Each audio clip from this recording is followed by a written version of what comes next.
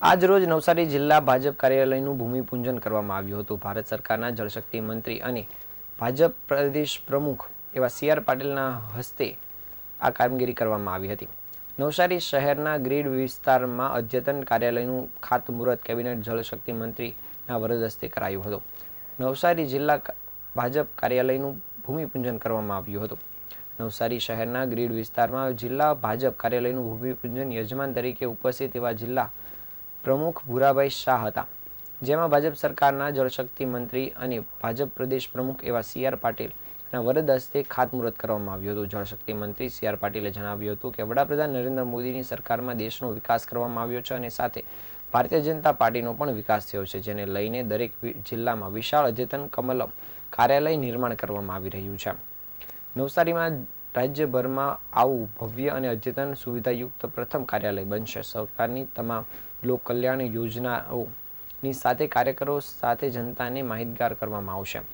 નવસારીમાં ભાજપ પાર્ટીના ઉચ્ચ હોદ્દેદારોથી નાના કાર્યકર્તાઓના સહયોગથી કમલમ ભાજપ કાર્યાલય બનાવવામાં આવશે. નાના પાયાના કાર્યકર્તાથી લઈને નેતાઓ અને સંસ્થાઓનું અનુદાન લઈ આ કાર્યાલય સહિયારા પુરુષાર્થથી બનાવવાનું છે.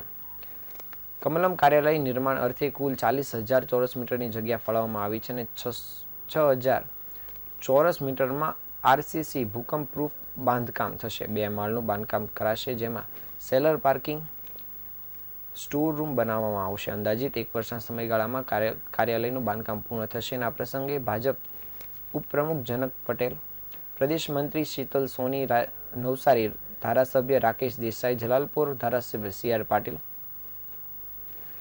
ગણદેવી ધારાસભ્ય નરેશ પટેલ સહિતના મહાનુભાવો અને કાર્યકર્તાઓ ઉપસ્થિત રહ્યા હતા.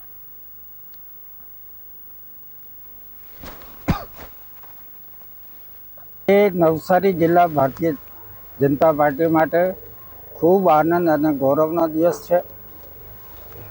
વર્ષો પછી નવસારીની અંદર એક અદ્યતન પાર્ટીનો કાર્યાલય બનવા જઈ રહ્યો છે. એમાં અમારા પ્રદેશના અધ્યક્ષ અને કેન્દ્રીય જલશક્તિ મંત્રી શ્રી સી.આર. પાટીલ સાહેબના વરદ હસ્તે અને અમારા ધારાસભ્યશ્રીઓના વરદ હસ્તે અને પાર્ટીના સર્વ આગેવાનોની સાથે આજે ખાતમુહૂર્ત કરવા જઈ રહ્યા છે.